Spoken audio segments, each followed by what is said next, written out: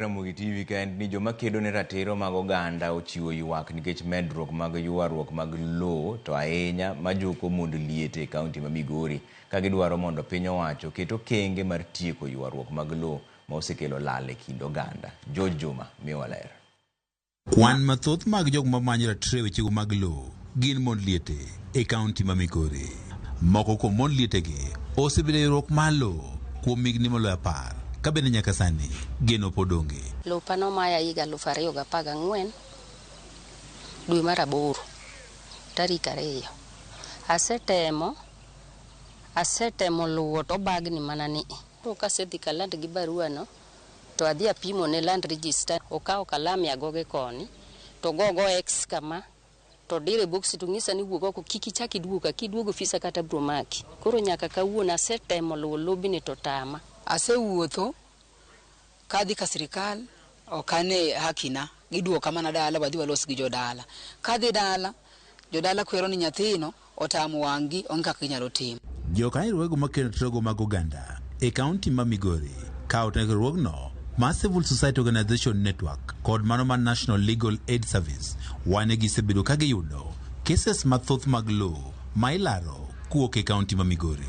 Ngisowa kaka puothe ma wuon gi no nyiewo magisedhi nyaka Land Control Board, consent letter osemiye, koro en mana transfer mimiye title deed. Ni to puodhi kawo tikete nying ng'ato, ng'ano biro momuko dalagi to nyaka sani pod ogurore kanyo.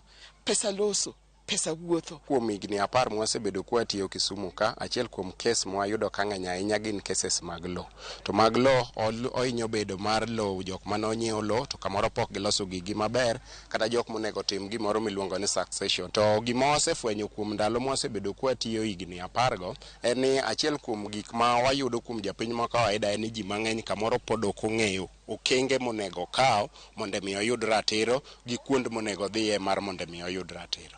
Jatati ruogni Massive Society Organization Network Betty Oker wacho ni kaka riwruok gisewuok oko mar ng'iyo ka ginyalo konyo oganda e ratichgi e wechego mag lowo. So wabiro kae kuom timo gik moko adek.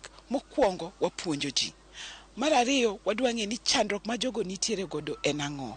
Mar adek watudo gi serikal. Adier chik mar Kenya kare 159 wacho ni ok ochuno ni weche duto nyaka tere doho, nitie moko minyalo tiek oko.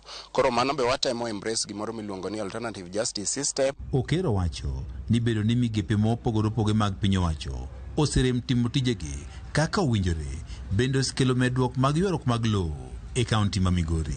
Wero gi provincial administration to kata county to gi jok moko mowacho ni council of elders.